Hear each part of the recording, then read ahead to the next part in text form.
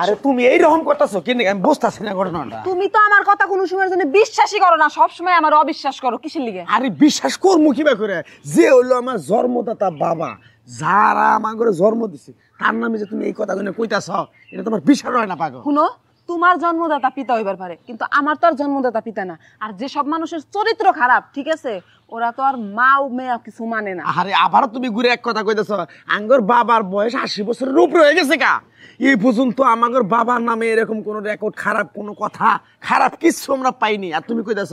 ঠিক আছে, পাও নাই কে? তো চলো আজকে তোমারে দেখামু, আমরা দুইজন স্বামী স্ত্রী ঘরের ভিতরে থাকলে তোমার বাপে যে কুনা কাঞ্চি দিয়ে ফুসি নাচি পারে, আজকে তোমার দেখামু। আসো আমার। আচ্ছা যদি তুই দেখাবার না পারস তাইলে আজকে তোর কপালে এমন শনি আছে তুই বোঝা হারবি। ঠিক আছে চলো আহ। নো দেখি।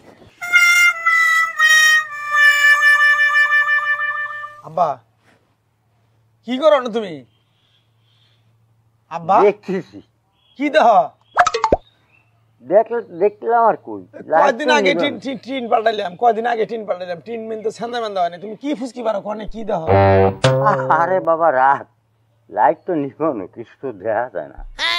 আব্বা তুমি কি পাগল ঠাগল হইছো নাকি? পোলার বইরে পোলারে তুমি এনে কি কও? তুমি লাইট জ্বালাই না, লাইট নিবাই না? আব্বা ও ও নো, আমরা বাইরে। ও আমি তো মনে করছি ঘর থেকে কথা বলতেছি, আর আমি পাক থেকে কথা। আব্বা তোমার নাকি কথা কইতে আমার ঘৃণা লাগতাছে। কে এখন তোমার ঘৃণা লাগতাছে কিসের লিগে? তোমার না বাপ, তোমার বাপ খুব ভালো মানুষ, আর চরিত্র নেই, কোনো কথা কবার পারে না।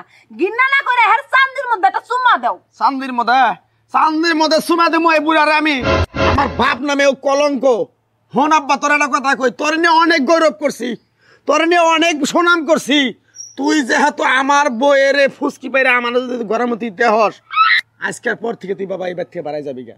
তোর তেজ করলাম আমি দেখলাম মতে তোর তো বাড়ি, আমি তো ভিতরে দেখতেছি লাইট বন্ধ। ভিতরে থেকে আপনি কি দেখতাছেন? কি দেখতাছেন? আপনার পোলারে নিয়ে আমি কেমনে করে হুইয়া থাকি হেডে দেখ পারলে আপনি ফুসি নেছি পারবা লাগছেন। সমস্যা নাই, এরপরে থেকে আপনার পোলারে নিয়ে যখন হুমু না, তখন লাইট জ্বালায় হুমুনি, জান আপনার ফুসি নেছি পারা দেখতে সুবিধা হয়। তুমি এই নার কইও না, মান সম্মান সব কিন্তু শেষ হয়ে গেছে গা। এখন কথার মধ্যে কথাই, এই বুড়ারে কি করন যায় তাই করো। আমার মাথায় জ্ঞান বুদ্ধি, আমার মাথায় ধরতেছে না কিছু। তোমার বাপ, তুমি জানো কি করবা, আমি কি কমু? আগে বাইতে নো, তারপর তোমার মতো বাপ আজকে আমি একবারে সোজা করে এলাম। হাই হাই রে, সব বোনাস করছে, একবার ইজ্জত মান সম্মান একবার শেষ। এই বাড়িতে আমি থাকবো না। যে বাড়িতে কিনা এই মুরব্বী শ্বশুরের চরিত্র খারাপ, ওই বাড়িতে কেমনে থাকবো? আমি তো সেফ না, কবে জানি এই বুড়া বেটা আমারে যাইতা ধরে। ওনারে তো শ্বশুর বলে পরিচয় দিতে আমার ঘৃণা লাগতাছে। ঘৃণাই মরে যাই। এ বউ তুমি খালি চিল্লাও কা?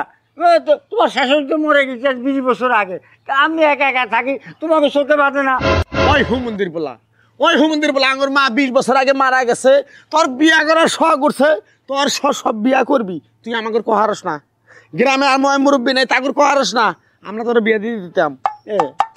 আমি বাপে পোলার কাছে কি এরকম বিয়ের কথা, তাই এখন শুনছি এখন বিয়ে দিতে।